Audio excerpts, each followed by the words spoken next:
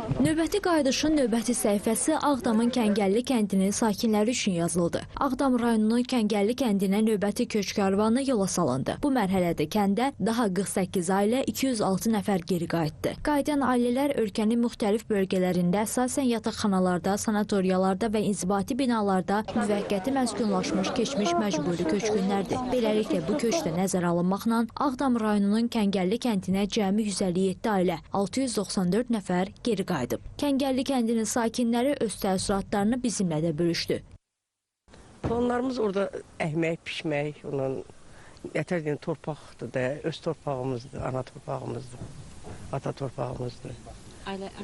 Nə Ağdamın özündən, Kəngərdən, özüm Ağdamın özümdənəm, amma elə bir Kəngərdə ailə qurmuşam. Özü torpağımızda gözəl torpaqdır, ağaçlar əkərik, güllər əkərik, əkin əkərik özümüz üçün.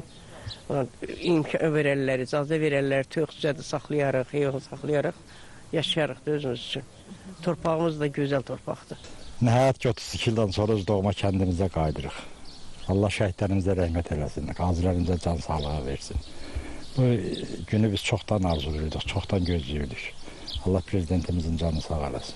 Mənim istədiyim ən böyük arzum Şuşanı görməkdir.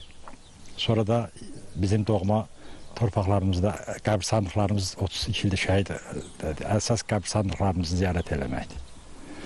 Kəndimizi görməkdir, oxuduğum məktəbi görməkdir. Səs gəlir. Başlamayacaq dayı, özünüz təqdim edin. Quliyev Şükür Bakiroğlu, Ağdam rayonunun Kəngərli kəndindən. Çıxmışıq o vaxtı müsibətlə, qaydırıq indi şadçılığına. Dövlətimiz sağ olsun, millətimiz var olsun.